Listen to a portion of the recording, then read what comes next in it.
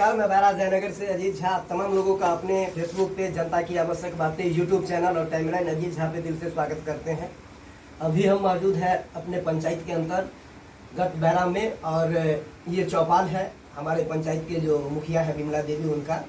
और हम जिनके सामने बैठे हैं वो अब किसी परिचय के मोहताज नहीं रहे। खजौली विधानसभा के अंतर्गत ब्रजकिशोर यादव से आज चर्चा करेंगे, कुछ सवाल करेंगे चुनावी माहौल पर और चुनावी चर्चा होगी। सबसे पहले तो आपको आज अनंत पूजा है। अनंत पूजा की ढेर सारी मंगल में शुभकामना है हमारे तरफ से। और मेरा पहला सवाल है, क्या इस बार आप चुनाव में आ रहे हैं?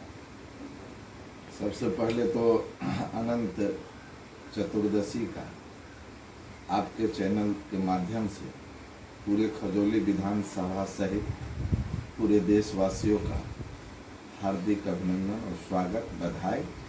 साथ ही ईश्वर से प्रार्थना भी करते हैं कि पूरा देश सुख शांति समृद्धि की ओर आगे बढ़े, और आपको भी ढेर सारा शुभकामनाएं।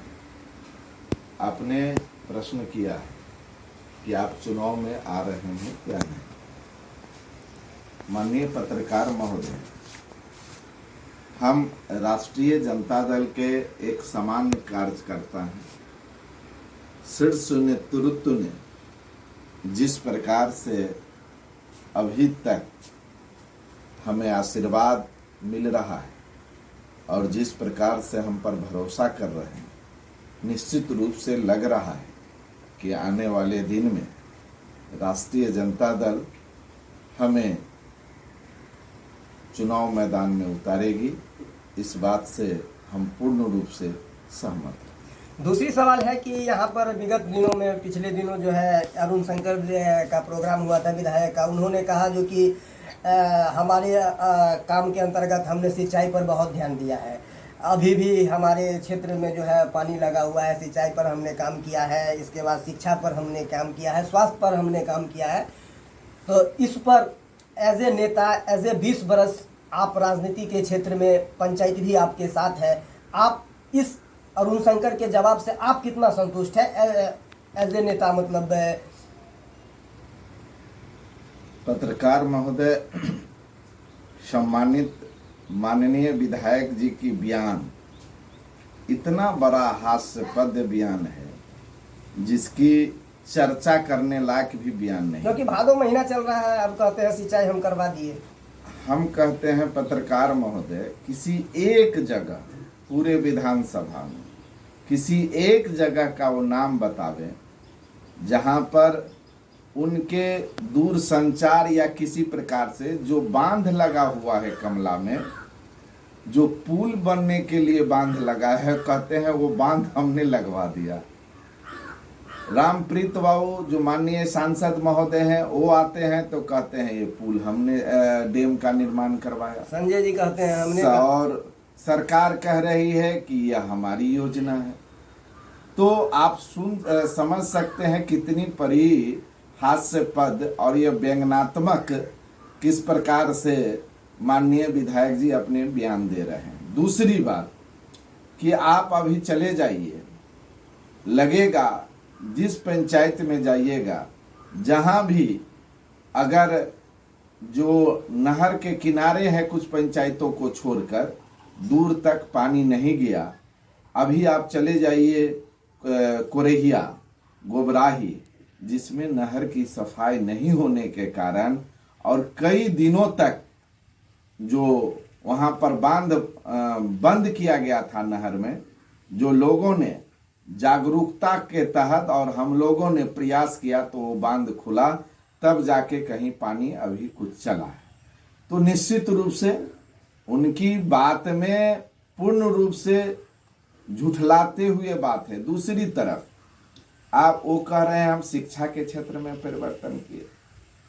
माननीय विधायक जी हाई स्कूल के अध्यक्ष होते हैं, लेकिन 10+2 बैरा भी हो गया।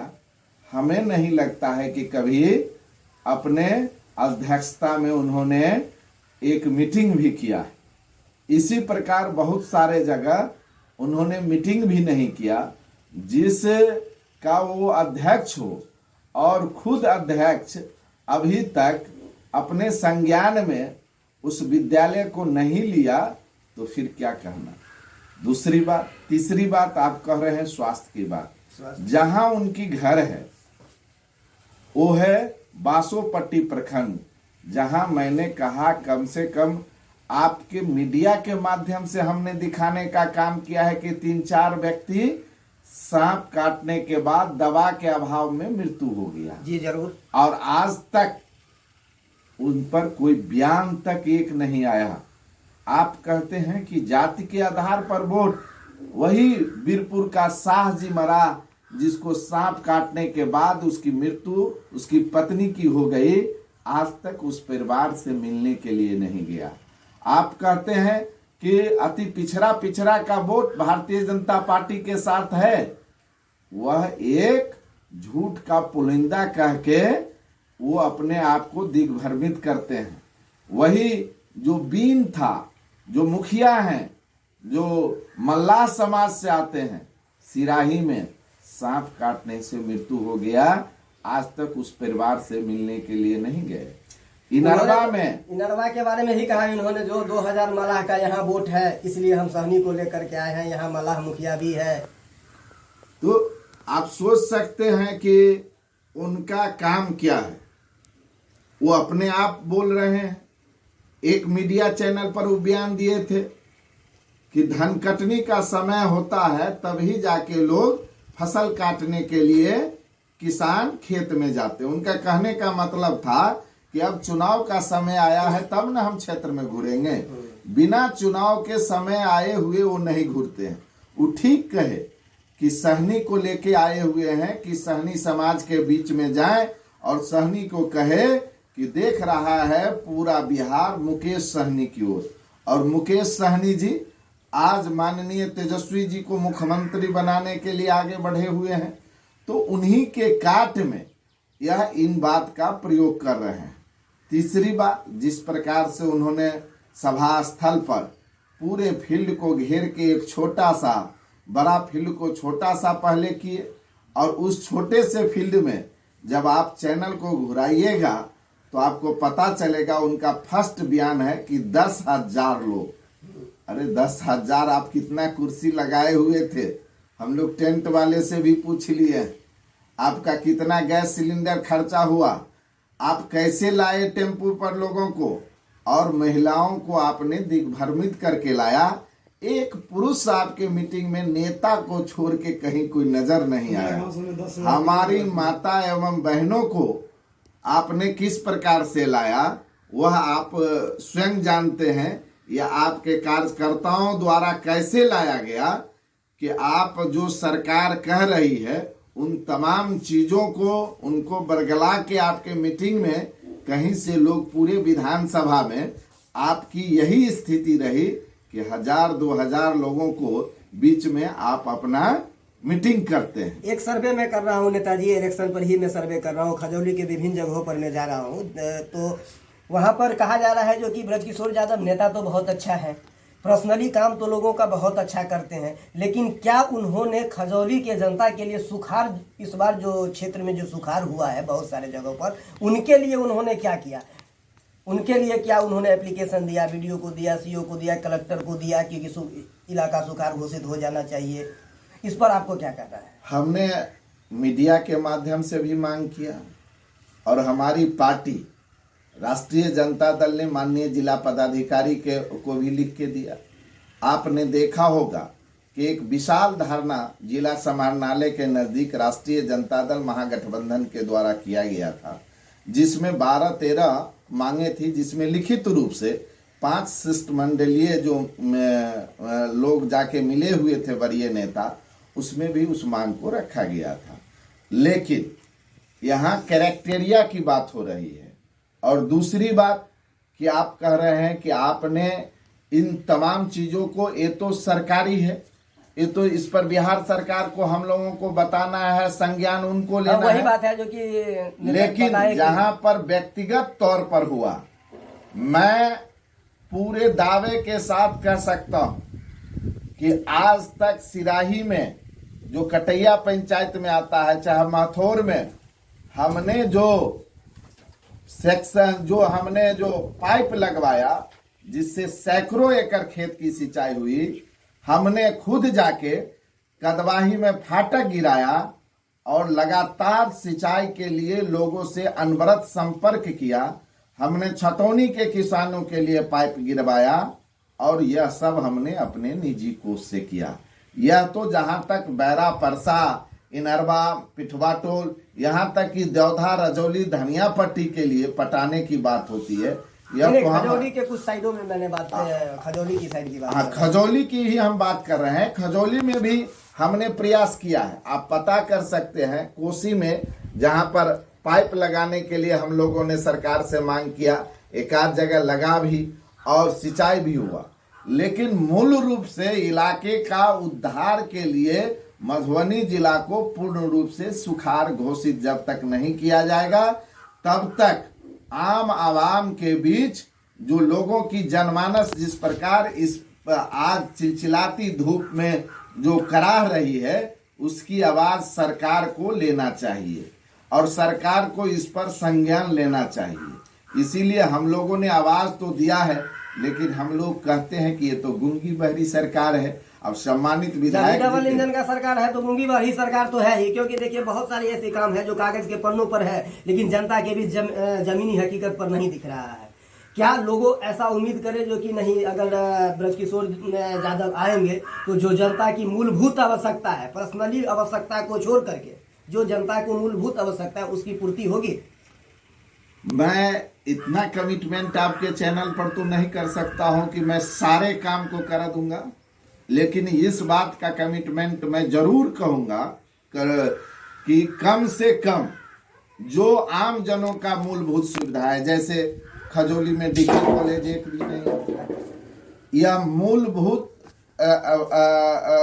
जो जमीनी स्तर पर आम लोगों की जो शिक्षा के लिए प्रेरित कर सकते हैं, जहां हमारी बेटियां बहन, अगर खजौली में डिग्री कॉलेज नहीं है तो इसके लिए जिम्मेवार कौन है? और अगर है तो आपने कभी आज तक विधानसभा में कोई प्रश्न क्यों नहीं उठाया?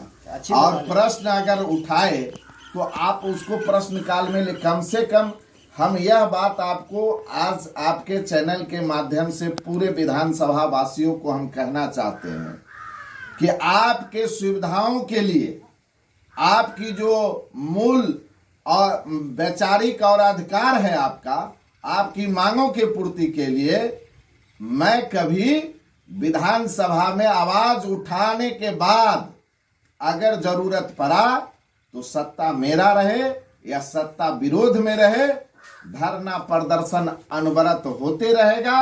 और मैं आपको बताऊंगा कि पूर्ण रूप से एक दो जो मूल सुविधा है, जो अस्पताल है, आप देख रहे हैं कि बासोपट्टी में कितने लोगों की जान गई। आप देख रहे हैं खजौली की अस्पताल तो बासोपट्टी से भी बदतर है। आप देख रहे हैं खजौली का अस्पताल का क्या हाल है।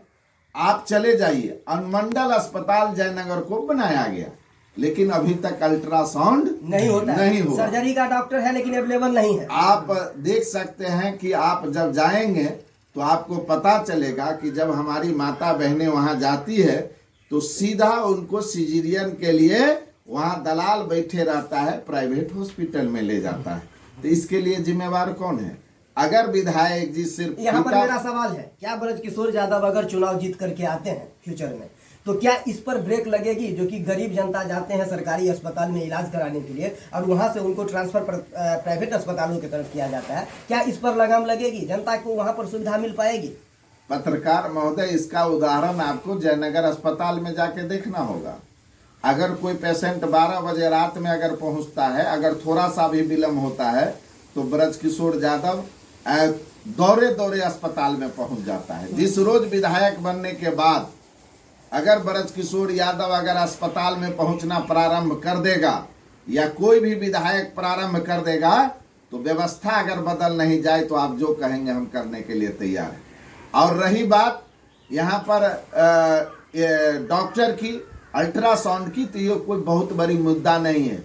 यहाँ के जो जनप्रतिनिधि लाचार बेबस जनप्रतिनिधि के कारण ऐसी समस्या है। यह तो मिनटों में समाधान होगा, घंटों में नहीं, मिनटों में समाधान होगा।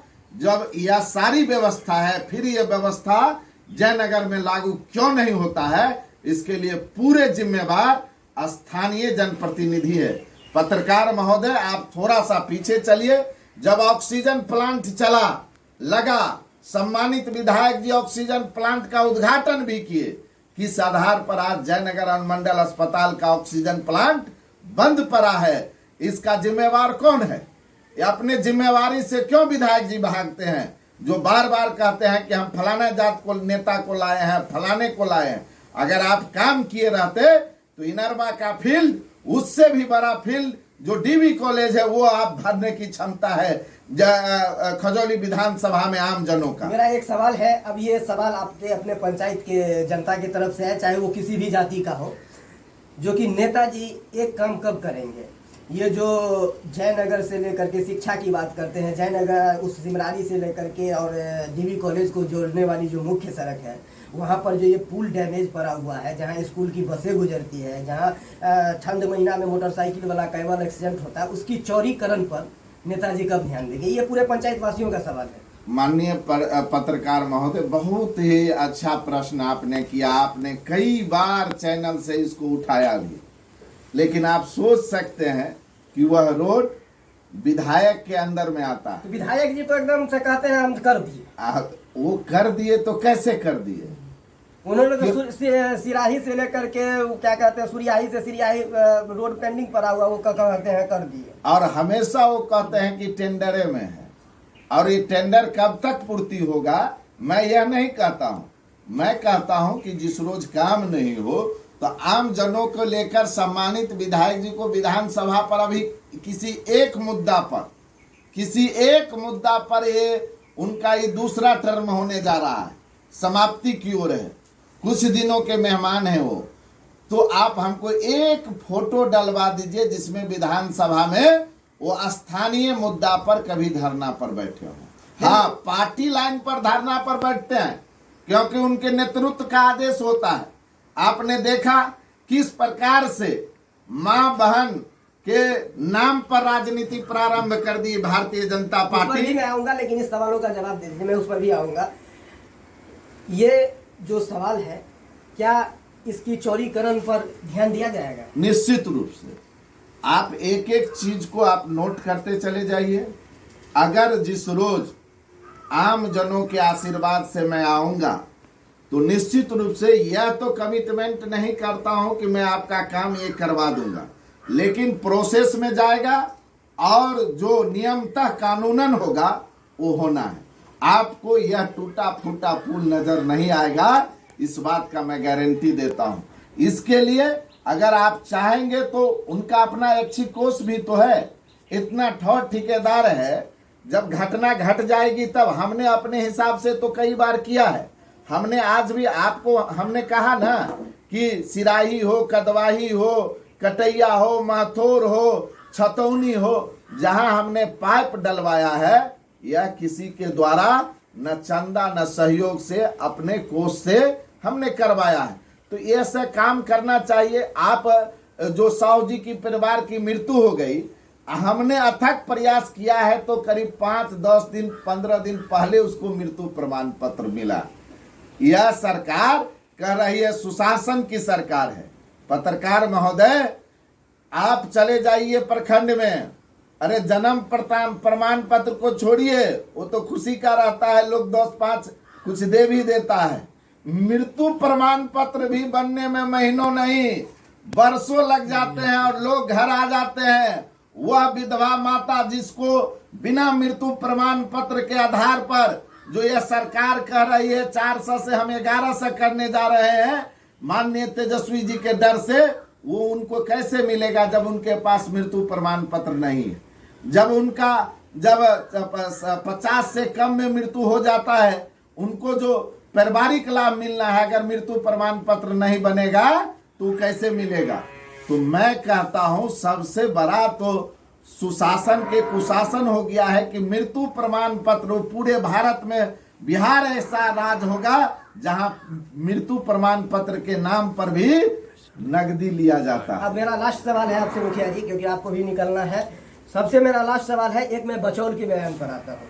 बचौल ने कुछ दिनों पहले बयान एक दिया था, जो कि अगर मिथिला राज अलग होती है तो ये मुस्लिम राज्य हो जाएगा।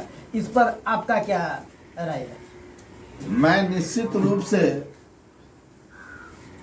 सम्मानित विधायक बचौल जी के बयान का घोर निंदा करता हूं कि उन्होंने जो कहना था वह कानून सम्मत बात करते, लेकिन इस प्रकार से मिथिला और मैथिली को जिस प्रकार का भाषा उन्होंने प्रयोग किया है, आप बचौल जी के पूरे जीवनी को आप निकाल के देख लीजिए।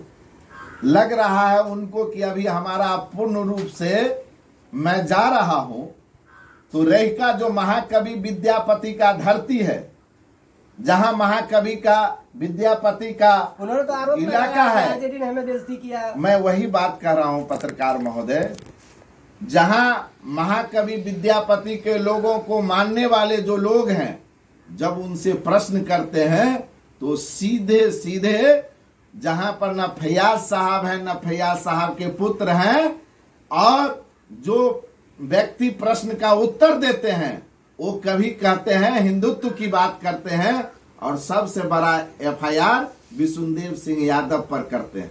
आप वो सम्मानित एमपी राज्यसभा फैयाज अहमद और उनके पुत्र पर करते हैं। मैं पूछना चाहता हूं वो करना क्या चाहते हैं?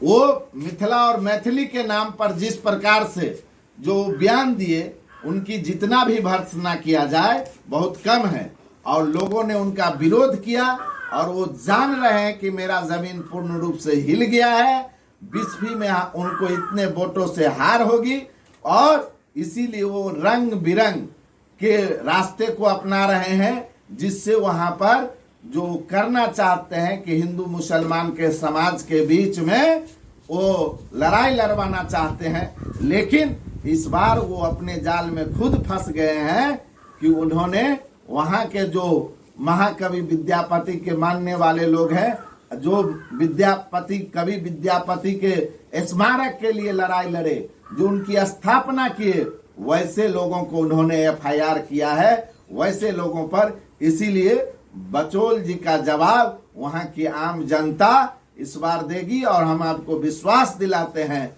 कि पूरे मधुबनी जिला में इस बार भारतीय जनता पार्टी और उसके गठबंधन का सुपरा साफ होगा। एक भी सीट का जब आप एनालिसिस करेंगे तो आपको पता चलेगा कि किस प्रकार से इस बार एनडीए गठबंधन तबाह है। और इसीलिए छोटा छोटा मुद्दा, जिस मुद्दा का कहीं कोई लेना देना नहीं, आपने देखा कि मां के नाम पर मुद्दा उठाया, जब उनका तहकीकात हुआ तो वो कार्यकर्ता भारतीय जनता पार्टी का निकला। और आपने देखा बंद के नाम पर किस प्रकार से हमारी माता बहनों को रोड पर बेइज्जती किया गया, किस प्रकार से हमारी बहनें को स्कूल जाने से रोका गया, और बीपीएससी के शिक्षिका से प्रश्न किया गया कि तुम तो वैसे ही पास होके आ गई है। आपने देखा दरभंगा में किस प्रकार से बंद के नाम पर डाइगर मारा गया। आपने देखा बंद के नाम पर किस प्रकार से साइकिल फेंका गया। इससे बीजेपी की खुद हानि है ना? नहीं, हानि की बात नहीं मैं कर रहा हूँ, हानि नहीं, इससे तो उनके वोट बैंक पर खुद हानि है। मैं आपको पत्रकार महोदय कहना चाहता हूँ, नासे काल विनाशे बुद्धि। वही बात है। इस आपको वो जान रहा है कि मेरा अंत हो गया है। वो जानता था कि मेरा भर दिन का नहीं बंद होगा, तो वो 4 घंटा बंद किए। देखा 4 घंटा भी बंद नहीं हुआ तो आपको एक से एक वायरल वीडियो आपके सामने में आ रहा है। लोग जैसे कोई कह रहा है आपका बंद नहीं है तो कार्यकर्ता उठ के तुरंत बंद करवाने लगते हैं। और प्रशासन भी मुख्य दर्शक नहीं, प्रशासन उनको सहयोग किए। सहयोग के बाद भी पूर्णतः आज तक जितना भी बिहार में बंदी हुआ वो सबसे बड़ा असफल बंदी था। और निश्चित रूप से जो हम लोग भर्त्सना करते हैं, जो इस प्रकार से गाली गलौज करते हैं, उसका हम तीव्र भर्त्सना करते हैं। हमारी पार्टी भर्त्सना करती है और ऐसे लोगों को कड़ी से कड़ी सजा हो। लेकिन वैसे लोगों को भी संवैधानिक दायरा में आना चाहिए जो हमारी देश की माता को कभी जर्सी गाय कहती है, कभी वैश्या कहती है, कभी कांग्रेस विधवा कहती है, कभी उन्हें बार वाला कहती हैं। ऐसे लोगों पर भी संज्ञान होना चाहिए। और आप मीडिया के माध्यम से हम तमाम बुद्धिजीवी भाइयों से अपील करना चाहते हैं कि आज आपकी देश की जो वर्तमान स्थिति है, आपने देखा है किस प्रकार से ट्रंप भारत को झुठला रहा है। और इसी देश में स्वर्गीय इंदिरा गांधी हुई थी, जो पूरे दुनिया को अपनी ताकत का एहसास कराया था। आज हमारी देश की जो वर्तमान स्थिति है, यह कह रहे हैं कि हमें विपक्ष का सहयोग नहीं मिलता, लेकिन पूरे विपक्ष उनको पूर्ण रूप से शक्ति देते हैं कि आपको जो भी करना हो आप करें, लेकिन भारत की मान सम्मान के साथ कोई समझौता नहीं होगा। इस पर ये कभी चर्चा नहीं करते, इस पर कभी अब देश की बात नहीं करते। बहुत बहुत धन्यवाद नेताजी, अपना कीमती समय देने के लिए। फिर हम दूसरा वीडियो के दूसरा लाइव लेकर के जरूर हम आपके पास आएंगे, क्योंकि इलेक्शन का टाइम है। तब तक के लिए धन्यवाद। धन्यवाद।